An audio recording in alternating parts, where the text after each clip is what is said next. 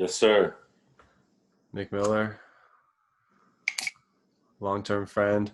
What are you rocking over there? I see apple pie. Apple pie, man. I know, like we're a couple weeks away from fall, but get the apartment smell like fall. Little apple pie candle. Can you hear this? Ooh, what is that? Oh, it's it's called a wooden wick, and they make it makes noise. And this is also a bonfire flavor, so it's kind of like it's a real fire. Damn, that's nice. That's You don't nice. mess Huge around, man. fan. You don't mess around.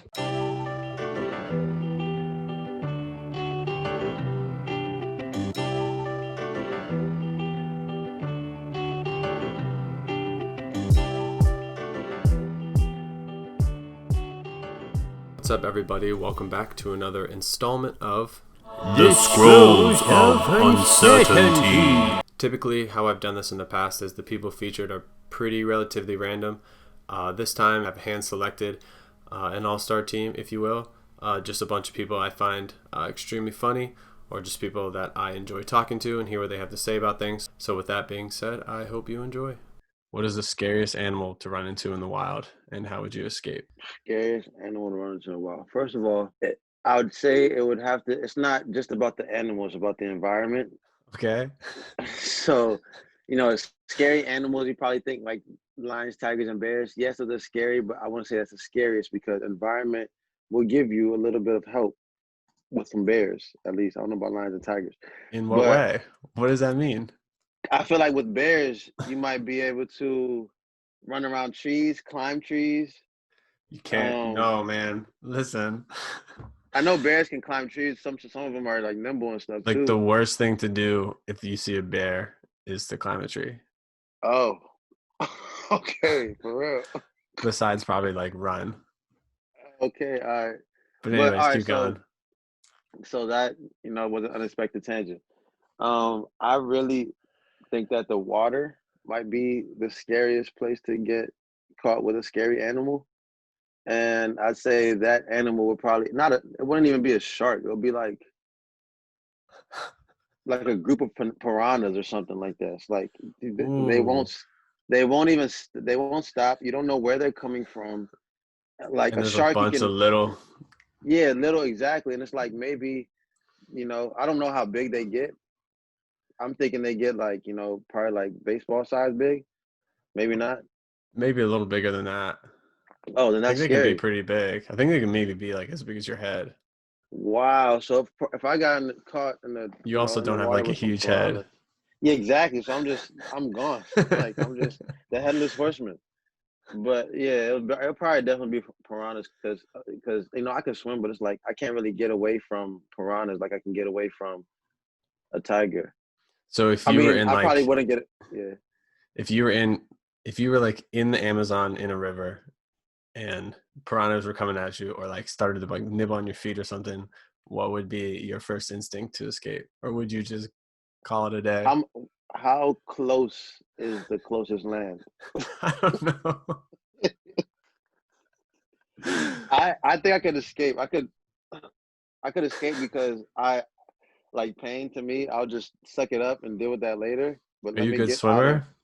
Yeah, I'm pretty sure I'm a good swimmer. I'm not like Michael Phelps, but I drink Maryland water, so maybe I am Michael Phelps. What would your sword title be if you picked a sword out of a stone? So if I picked a sword out of a stone, Doesn't technically have to be out of a stone, but like the whole I King Arthur thing is much more yeah, yeah, dramatic. yeah. If you have a like a weapon that is like your chosen weapon that chooses you, Yeah. I'm familiar with the concept of destiny.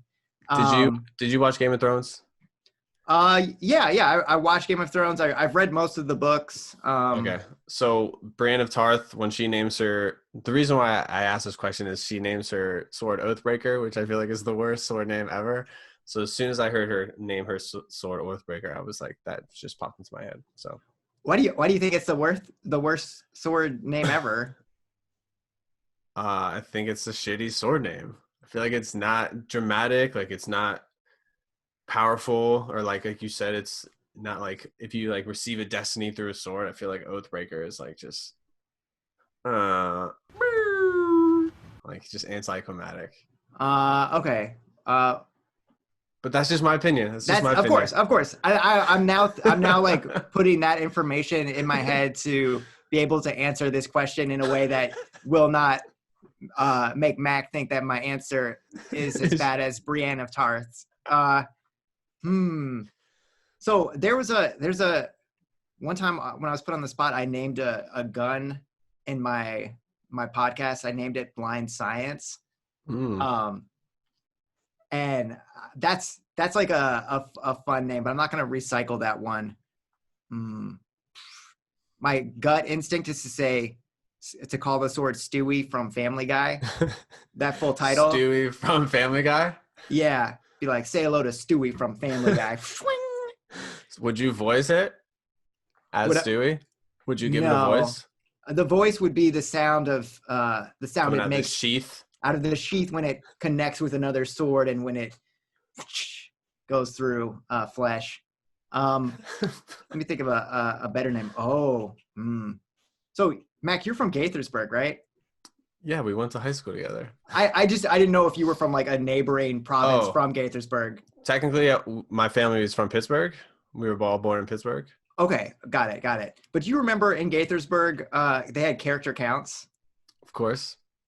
What were like the 6 pillars of character counts? It was like honesty, citizenship. Respect, responsibility, citizenship, trustworthiness. Was kindness one? Caring had to be one. Yeah. I don't know the 6th. I'm going to just call the sword character counts. I feel like this sword can represent the 6 pillars of character of Gaithersburg. You know what's something I found out? I found out that character counts is recycled throughout cities like across America. That was not a specific thing to Gaithersburg. Oh, because I feel like everything was always like Gaithersburg character counts. I feel like they tried to make it like it was their own thing. I know. That's the thing is I think Gaithersburg, the city of Gaithersburg probably paid character counts to be able to use their branding. That's terrible. I guess it's good. It's a good message. So, like more people should have access to character counts. But I really did like think that was a specific thing. Oh, we got a cat in the background. Yeah. What's the kitty's name? That's May. She's she's like this sweet older cat. Even if she's not super old, she acts kind of old. She's like she has an old soul. Old soul. She likes to sleep. She will scream at other cats if they try to like play with her. She'll tolerate like getting cuddled, but the other cats kind of like to play more. She's more of a sleeper. I respect that. I'm calling the sword character counts. Good. I love that. By the way, your hair looks awesome. I might add. Thanks. This is my quarantine hair. This is the longest it's ever been. I was gonna say I can't ever remember seeing you with hair that long.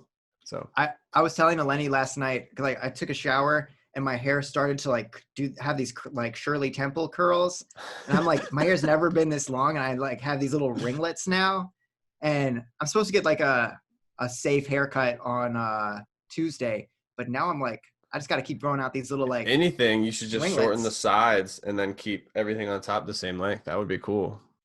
I'll run it by my stylist. She's cool. Her name's Harlow. Shout out to Harlow if you're watching this. Thanks for subscribing and hitting that like button. You're stranded in the middle of the ocean in the water. All right. Are you more afraid of drowning, hypothermia, or getting eaten by sharks? Drowning, hypothermia, eating. Am I in a boat or am I just swimming? No, you are in the water. I'm in the water.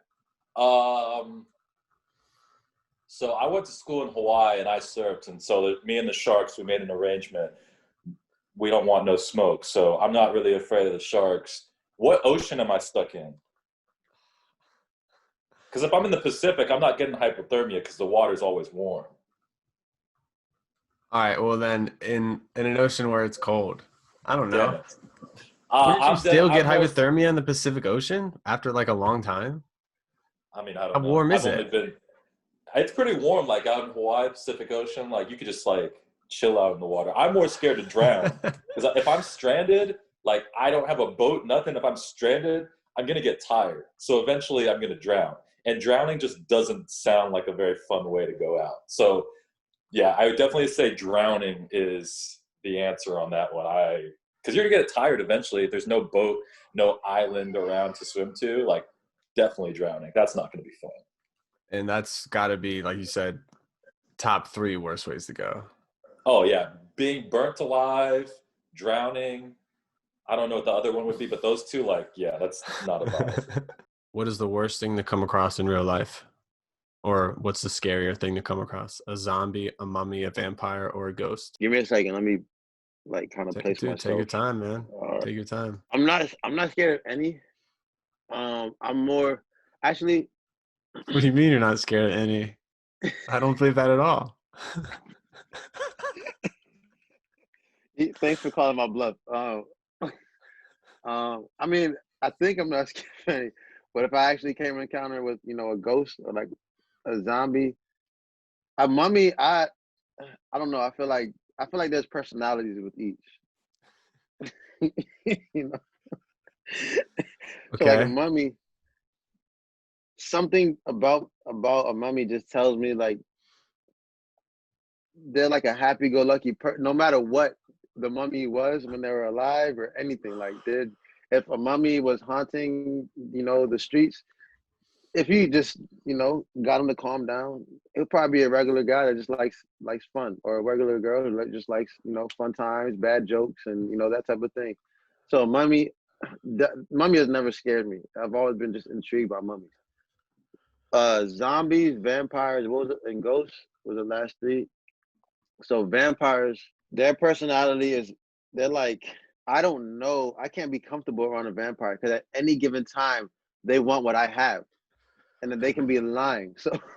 So a vampire definitely is up there, right? And so you mean, I've eliminated. Do you mean your blood? Yeah, my blood. Yeah, exactly. So it's like at any given time, we can be, playing basketball. We could be having a great conversation. We be getting drinks or whatever. He could be haunting me. At all those times, there's at least one time where like that thought crosses his mind. Like, there's a lot of blood there, So we haven't eliminated the zombie. Not the zombie, the vampire. We've eliminated the mummy. What's the other 2? Ghost and zombie. Ghosts are kind of scary a little bit, but I wouldn't be scared. Like, I grew up on so much Casper that I don't know to be scared of ghosts. I just was like, there's Casper. Zombies, I wouldn't be scared of them because zombies, they're just scary looking. They're not efficient with their, terror, I guess. Like, they don't chase you quick. Like, I can run away from the zombie. I can walk fast away, from a zombie. Yeah, generally they're slow. Yeah, exactly. So I'd probably say definitely a vampire because you never know what's gonna happen. I agree with that. Yeah. I agree. I think it's vampire too. Plus, they can turn like to bats. Oh yeah, I forgot about that. Like most vampire head and shoulders. Like they can turn into bats, and then now you don't even know if that's the person you were just talking to. Right. Like they know the ins and outs to this house, so they can just get in here and I can't do it, vampires. Your take on mummies was out of this world. So what is your favorite Halloween costume that you've ever worn, or the one that you're most proud of? I'm talking like from childhood through college, through at post-college through now. What's your favorite one? So Halloween, shout out to my mom for really taking Halloween seriously when I was a kid.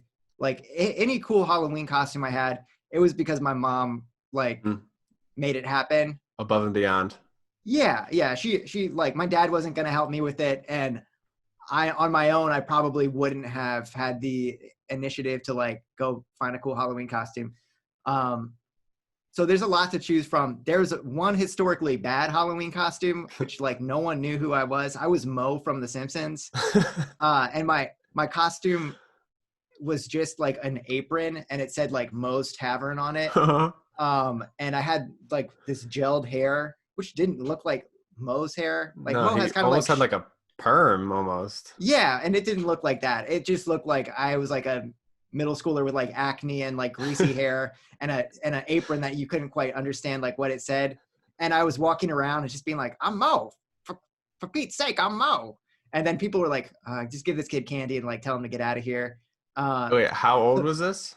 I was maybe in 7th grade, so like at a vulnerable age for self-esteem. Yeah, totally. And I remember that was maybe one of the worst costumes. And I say that to say that one of the best costumes, I think it might have been Charlie Chaplin, 3rd or 4th grade. And my brother was a devil. He was 7 years younger than me. So he's like a little baby kind of. And I'm like Charlie Chaplin. And we were just walking around together and had a little cane and I was like spinning it around and like having fun, having a mustache. I feel like I peaked real early on Halloween costumes. But yeah, I'm gonna have to say Charlie Chaplin. We have these like framed pictures in our house that my mom took and then like got them printed in black and white. So it like looks like they're old timey photos. Yeah. So like Charlie Chapman, did that come from like, were you a Charlie Chapman fan in 3rd grade or whatever? Yeah. So I liked Charlie. I liked Charlie Chaplin. I like Groucho Marx. It's very mature. Mature taste. My parents just showed me like the classics and they're like silent. At least Charlie Chaplin is like a silent thing. So you like don't have to be an adult to understand that he's like falling on his ass or like getting sucked through a machine. I recommend Charlie Chaplin to 2nd graders. I think they would get a kick out of it. I don't think it's too raunchy or anything. Favorite, this is just a random Charlie Chaplin quote that I love. We think too much and feel too little. Have you heard of that quote from him before? I haven't. It's a beautiful quote. Right? Yeah. I love it. I feel like Halloween is a great time when you're a kid to kind of like get to embody your heroes. And absolutely. In middle school, I remember I would feel like really awkward in middle school, as like, you know, I imagine a lot of people do. And I would feel like anxious, like walking down the halls. And sometimes I would like pretend that I was like Jack Sparrow from Pirates of the Caribbean. Mm-hmm. And I would just like live as that in my head. And it would make me feel a lot cooler. And it was like Halloween all the time. Were you walking around the hall like, because Jack Sparrow is pretty much like constantly drunk? Yeah, I was. I was kind of like swaggering through the halls. Hello, love. Yeah, it's like why is the fruit punch always gone? It's the middle school equivalent. Who would you pick on your dodgeball team? 6 professional athletes of all time. If you had a dodgeball team. Dodgeball all time. Number 1, Randy Johnson. Because nice. Dude's got an absolute cannon. Killing birds. Definitely Randy Johnson. Yeah. So he'd be my number 1 pick. Number 2 would probably be Brett Favre. Like, there were like stories that like Brett Favre's receivers would complain because he would throw the ball so freaking hard, like it would break fingers. So I go Randy Johnson, Brett Favre. Is Brett Favre wearing jeans on your dodgeball team? Oh yeah, he's wearing Wrangler jean shorts, but he like cut them off. Like he bought the pair of jeans, but because like we got to be athletic, he's got to be mobility. He like cut the legs off. So Randy Johnson, Brett Favre, Sandman, Mariano Rivera. Wow. Best closer of all time, first ever unanimous Hall of Famer. It's like a lot of baseball players. Patty Mahomes. That's a really good one. Reigning Super Bowl MVP. I feel like I'm going to get LeBron in there. Just because it's LeBron? Just because it's LeBron. He's freaking one of the greatest athletes of all time. Yeah, like, and I'm trying to think, like, what sport, like, requires, like, them needing to, like, dodge and weave, like, because I got, like, my squad is just, like, hard hitters. I was going to bring that up. I want to hear your last name before I bring that up, so keep thinking, but I have a bone to pick. already. Because I got my team. They're not very like aside from LeBron and Pat Mahomes, they're not very athletic. No, not a very agile group. So Brett Favre in his heyday. Brett my Favre in his first- heyday could move around. Yeah, that's true. So my first three are definitely going to be like the ones that like get a bunch of people out early, but they're not going to be athletic. Whereas like Pat Mahomes and LeBron can dodge and weave. Trying to think like what sport needs jumping and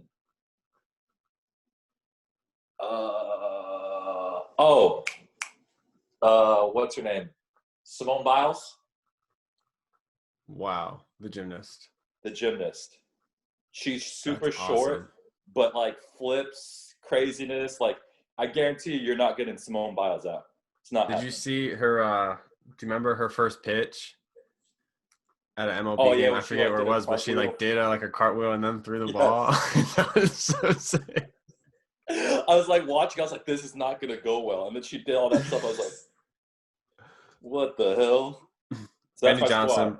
Brett Favre, Mariano Rivera, LeBron James, Simone Biles, Patrick Mahomes, Patrick Mahomes. and Myck Miller. Yep, and Migdall. If you were playing dead and a grizzly bear was sniffing you to see if you were alive, would you be able to keep calm, or would you freak out, probably causing him to kill you? Do I know it's a grizzly bear as I wake up, or do I wake up before No, you're you alive. start sniffing me? You're playing dead. Like The whole time. Like And you he just come comes across over to one sniff me. on in a trail, and you're like, oh shit, there's a bear right there, and you play dead, and he comes up to sniff you to see if you're alive. Would you be able to keep composure? Personally, I think I would. Okay, Um, because your life's on the line. Because my life's on. Because I've been in certain situations where it's like I need to act a certain, like I can't fold, or I can't fit. I can't fold. If I fold, this is over. Like whether it's like whether it's a female, or whether it's I'm with my friends in an uncomfortable environment, whether it's whatever. So I think that based on those, this is like a third person assessment of myself. I think I'll be able to chill. Now, I'd probably flinch here and there, which might get me killed, might get me eaten, but that would be the most. I would try to convince myself, that I'm okay. And that's, usually what I do that helps me in those type of situations. So I think I'll be all right. So, okay, let me throw this at you. I guess. A male bear can be 6.5 feet tall and 600 pounds. And a female can get up to 290 to 400 pounds, 500 pounds. 6'6". That's like, 600. what's LeBron? 6'8"? Like Add 230? 400 pounds. And when they get on all fours, they can probably run, like 20 miles an hour? Probably fast. Probably faster, yeah. Oh, There my are people goodness. who say, not to argue, or I don't think don't have confidence in you, but there are people who say yes, that they could keep their cool, and I just don't believe anybody. I'm not mad at that, because you understand what they're so big and scary. Exactly. And we're talking we're not at the zoo, like you're in the wild. This is his house. This is their house. Exactly. Nah, I don't know. I think I can. I'm not like completely confident in what I think in this question though. Like, I'm just more on the side of, I think I can, but I'll flinch and when I start flinching, I'm gonna run. You'd be dead. I hope I never come across a bear, because I wouldn't know what to do. I'll be like telling myself, faint. What do you think the hardest position is in all of sports? So that is that's such a hard one, because I feel like times change and certain positions, like maybe become less like physical than they used to be. I was like, obviously had to watch The Last Dance this spring. Yeah, and awesome. I know that like 90s basketball and like beyond 90s basketball, like it was a lot more physical than it is today. But like just being physical doesn't necessarily make it harder. Like it can be harder to be a finesse player as well. Yeah, it's definitely hard on your body, that's for sure. Have you watched the documentary series on Netflix, Cheer? No. It's about this like super high level junior college cheerleading program. Yeah, I know exactly. And I know exactly what it is. The flyers on those teams are the ones who get thrown around. That also seems like that's the first thing that came to mind. Actually, the first thing that came to mind was like basketball centers in the 90s. And then I was like, wait a second. The flyers on like really competitive like cheerleading teams who are like literally like snapping their necks like in practice. That just seems so dangerous. And then I was like, you know what actually is probably a harder position? And, you know, maybe this is a little out of left field, but what about the coach? You know, you're responsible for the whole team. The coach in general. Yeah. Yeah. The heavy, because like that's your responsibility to take care of your players. And I'm like, my mind is racing right now with positions, but also I'm like, the hardest position is, I think all positions can be equally hard if you are chasing greatness and you are trying to be the best at it. That's my final answer. That's my final answer, which is a wishy-washy answer. But I'm like, who am I to say that one position is harder than another? Because I'm like, you think about some of these coaches and some of them probably are having a pretty easy time. Some of them are probably really good. Yeah. Or they're like not doing a good job. Yeah. And they don't care. And they're just getting like big, like money from, you know, these like sleazy dudes who are getting like kids to their team in college level. Or like you look at like Jim Zorn from the Washington football team a couple years ago, like 10 years ago, doing an awful job. I'm sure that the difficulty level is higher if you're really good at it. So basketball centers from the 90s, flyers on cheerleading teams, and really, really good coaches of like storied franchises. So much pressure for the coaches. The flyer on the cheerleader thing is super interesting because it's just not really thought of that much. And you don't really see a lot of behind the scenes stuff because like cheerleaders are usually just like on the sideline at a game. So something like a documentary gives you more of like a look into how difficult it is. Cheer was so good. It blew my mind. And cheer is why I said the flyers, but it's also why I said the coaches, because there's a coach, the central coach in the documentary series Cheer is like not only responsible for like winning a championship every year, which is like what's expected of her now because she's so good, but also she's making sure these kids don't get injured.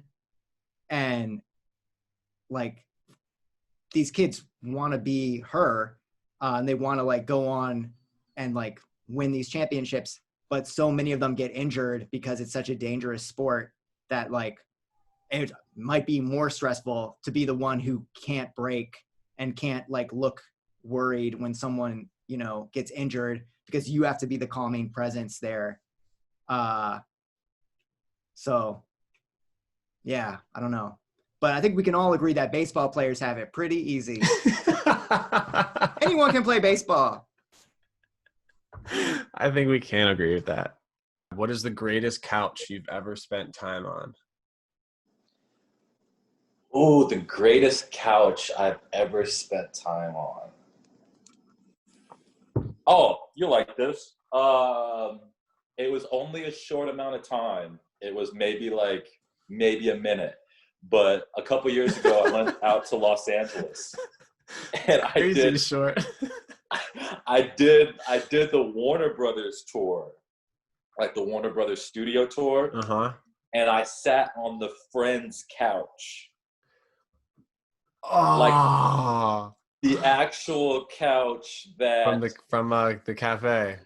Yeah. Central Park. I'll send you the picture. So like right now you'll show the picture of me just chilling. But yeah, I did the studio tour. I didn't know this was a part of the tour. So like a part of the tour, like you go I like got to see all the Batmobiles. Yeah. I got to see like a bunch of Harry Potter stuff, which is really cool. And then we went into like this one studio, and like it has the original couch where during the show Friends, where they sat in Central Park. Central Perk. I sat there, and my sister took a picture, and like it was dope because I had never seen Friends. I saw Friends probably like a year before I did the tour when it came out on Netflix. So I feel like our generation didn't really like watch Friends growing up. I don't think it was as popular as it is now for like our generation. Yeah, because like I mean? for like my parents, I know, like I talked to my parents and they're like, yeah, it was huge. Like whatever night it was on, everybody tuned in, everybody watched it. But like for us, like it kind of missed. So like when it released on Netflix, I binge watched all 10 seasons. I was like, this show, absolutely fantastic. Like Chandler Bing, like That's my your guy. favorite, one of my favorite characters of all time. What did the couch feel like? Dude, it just felt like millions of people had sat there and just, it was nasty. Like it was not like it was like sitting one down by kinda, that point. Yeah, like sitting down, you're just like, because like so many people on the tour wanted to like sit there and get a coffee mug and sit. So you just like looking around, you're like, yo, a lot of people went sit on this couch. It's kind of nasty, but like the nostalgia, you're just like, but it's still sick though. And I was like, and I actually like held up the tour, and like people were upset because like I was taking like multiple photos and like didn't want to leave. But yeah, the Friends couch, that was sick.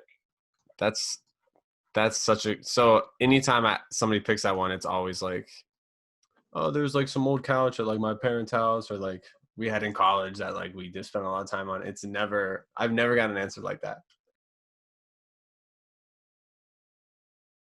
Carl Nelson, the creator of Intern Media. Intern Media is a digital media company with 3 focuses: journalism, client services, and community outreach. If you want interviews, storytelling, mini documentaries, news, social media services, branding services, administrative services, community engagement, we have all of that right here for you. Intern Media. Follow us on Instagram at intern_media and engage with us today. All right, and then I'm interested to see what you have to say for this, because you're a funny person. What is the coolest type of communication? Coolest type of communication. Any type of communication. Animal communication, human communication, anything like that. Oh, so I can include like anything that thing is talking or communicating with another. I wouldn't say cool, but most interesting, I'd say at times, not like it's median, but like it's like top. Like I think the most interesting would probably be driver to driver communication, because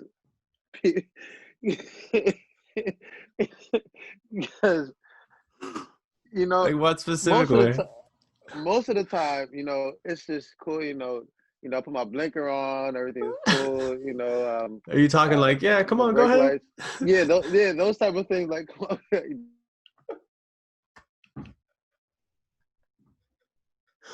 Oh my god! Like when pull up, I don't know, it's frozen. I don't know if you can hear me. I bet. Now when somebody's like trying to come in front of you, and they're like, that's like hilarious to me. Like when I see that happening to two, it doesn't include me, but when I see that happening to 2 drivers, it's hilarious. Or like when I'm just driving, I'm chilling on the road, and I see 2 people have this road rage. To me, I laugh. Like I like, sometimes I catch up to it to like, you know, keep my amusement up. Yeah, exactly. Yeah, driver to driver communication, hilarious. Oh my god, that's super funny. I think like mature, no drama, like baby daddy to new husband or type thing. That's hilarious. No matter how mature and how adult you are doing. It's always an awkward situation. It's always. It's not even always awkward. Like I love awkward situations. I put myself into awkward situations to laugh at it while I'm in it with other people while they're suffering in it. So like I love awkward situations. It's just something that I yearn for, and that's just one of those that's just like it would never not be awkward. Baby daddy, it's a new boyfriend or new husband. Yeah, no. And I know people that are mature about it. I know people are mature, but I laugh. It's hilarious to me. Still, no matter what. If you were pulled on stage at a concert, what song would you be most confident in your ability to perform? Now, I say in front of 80,000 people, but what I mean is it's like a stadium. Like it's a big venue. No, Mac, let's lean into 80,000. I like the number. I feel like that's a good number. That's a big number. I'm like really bad at remembering lyrics. Like even songs that I love, I am like, I think my brain power is like devoted to remembering the melody and like the like instrumental more so than the lyrics. Eleni playing over here, she can like hear a song like 2 times and then like know the entire song, and I'm constantly blown away by how Eleni can like remember all of the lyrics to every song that's ever been heard by her. But me, I'm not confident singing any song really in front of 80,000 people. Like I could do Happy Birthday, obviously, but I would feel so much shame and humiliation singing Happy Birthday in front of 80,000 people. So I'm not going to do that one, but I could maybe do Mario's Let Me Love You, which I'm not going to do now. But have to. I'm not going to, Mac. You can't make me. I could once upon a time I could do at least one O-Town song. Oh, which one in particular? All or nothing at all. Never is it all, or are we just friends? Is this how it ends, with a simple telephone call? You leave me here with nothing at all.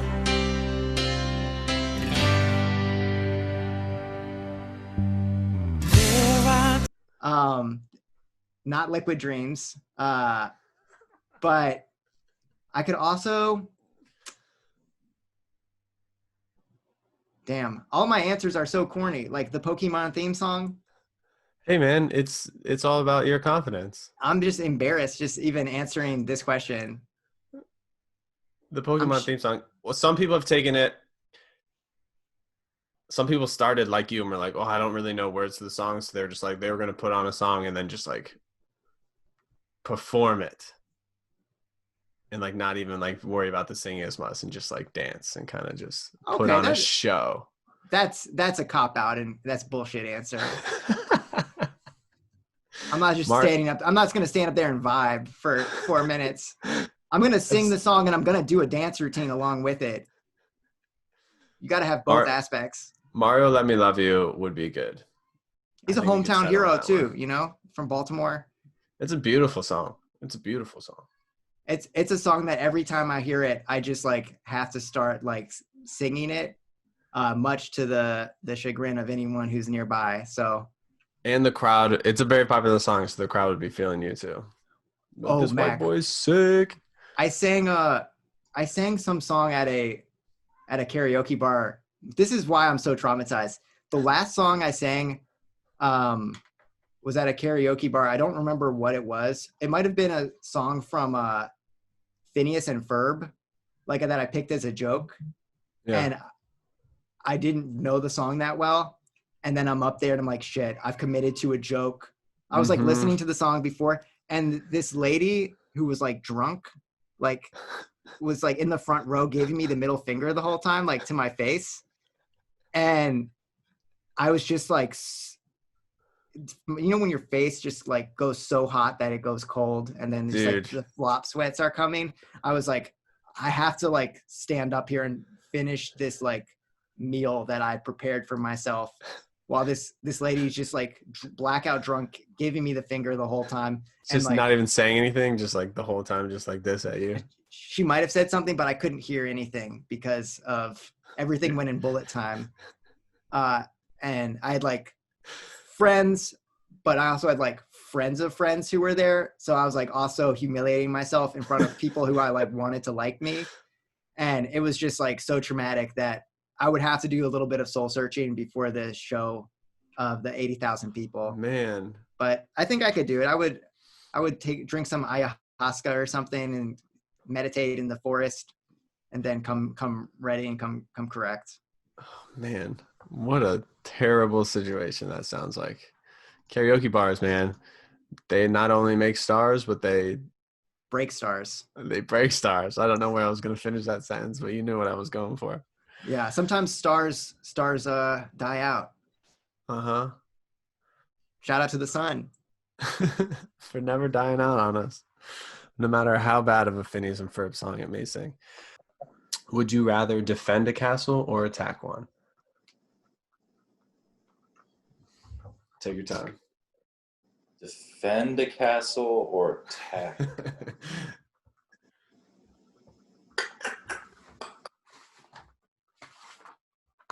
All right, so like, what's the situation? And what are we? Is this like Harry Potter castle? Is this like the Hogwarts castle? Is this the Lord of the Rings castle? Or is this like over in Europe, some old castle? What's the setting? Well, why does that matter? Because certain powers would equate it being easier to defend or attack. I'm not answering that question. I'm not specifying for you. You have to take all that into account. I'm going to say attack. Why? I'm going to say attack because I'm going to assume that the castle's old, because that's usually what modern day castles could be new architecture, but I'm just going to go on a limb and say it's like an old castle. And also, like, to use a sports analogy, it's always better to be the hunter than to be the hunted. Okay. And either way, like, the castle's going to get messed up in some shape or form. So, like, even if like we're attacking and we don't like win the battle, like we're definitely gonna leave our mark on that castle, and that castle's not gonna be like the same way it was before. And like I just think of like I'd rather attack than defend, because like defend you're kind of conservative, like you're just like you don't want to go too extreme because you would leave yourself open. Like attack, it's just like you're a rabid dog, you just go all out. So I would definitely want to attack a castle instead of defend one. So is that what, speaking on like a modern day thing?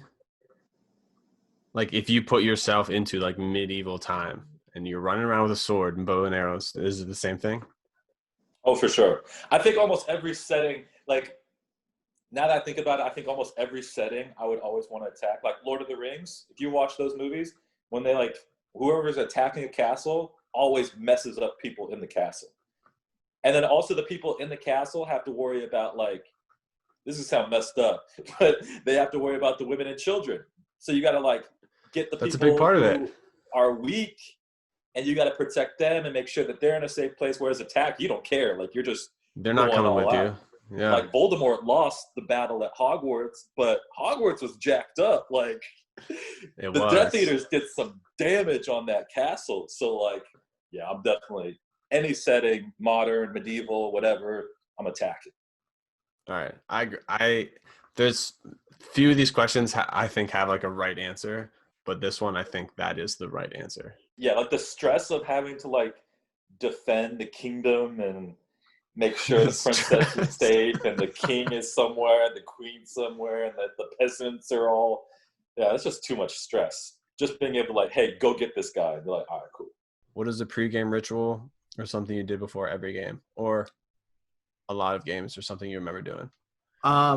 So specifically in high school, I remember for our cross country team, like we took it pretty seriously. And I remember like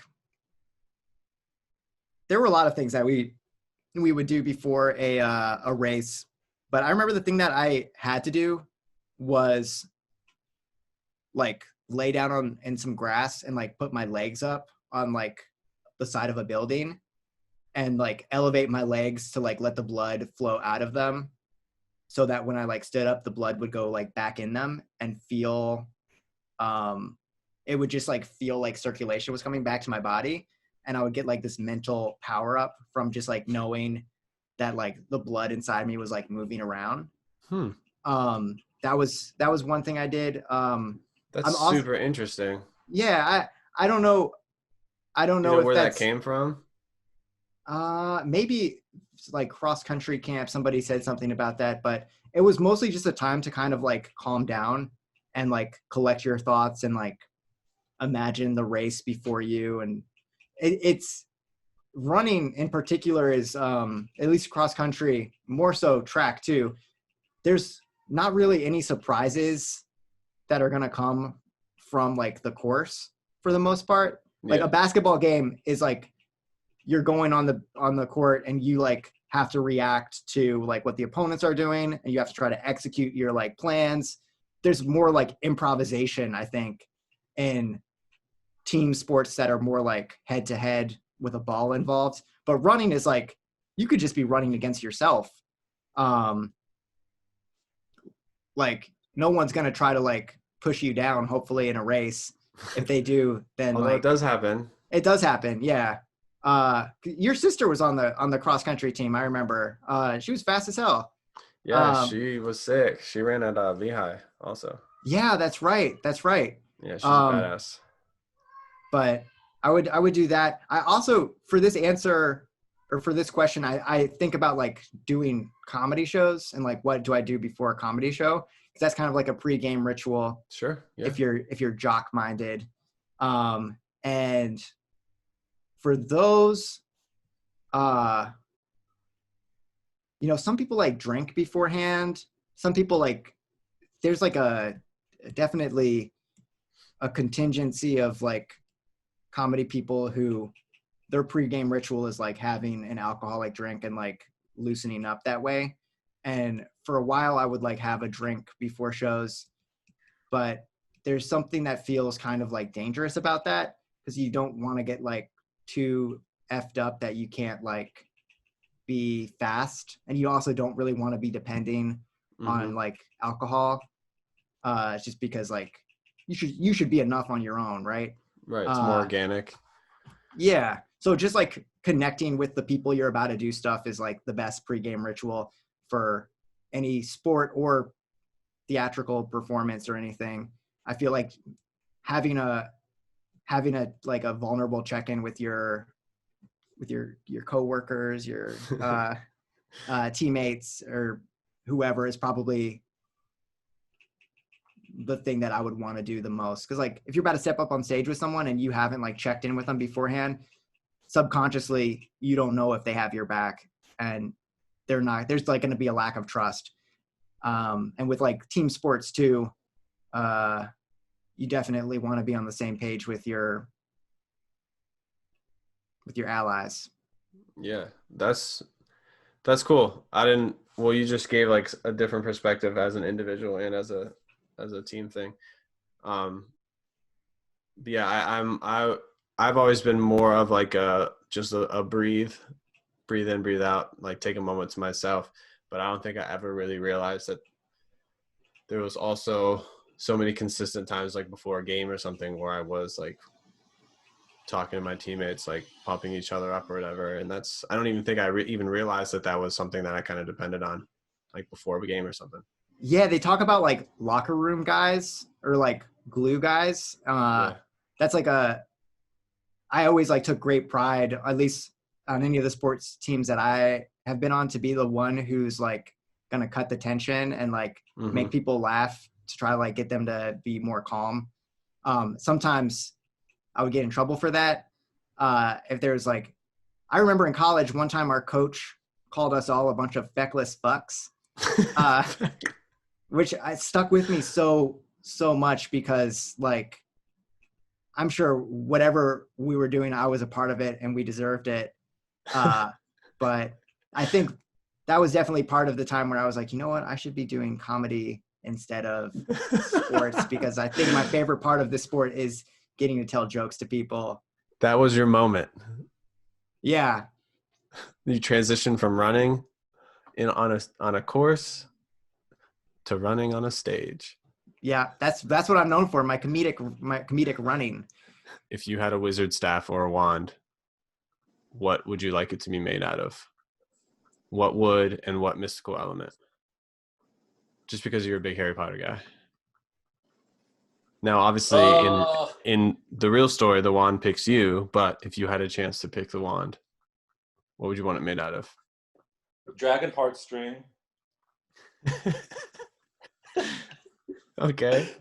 And I'm not big on, like, I don't know, like, a lot of, like, the wood. So, like, I just know, like, heart of a dragon heartstring. Well, I think that'd be freaking dope. Like, give me some examples of, like, the wood that, like, they use. It's just any type of wood. Like, you get to choose any type of wood. What's your favorite type of wood? Pause.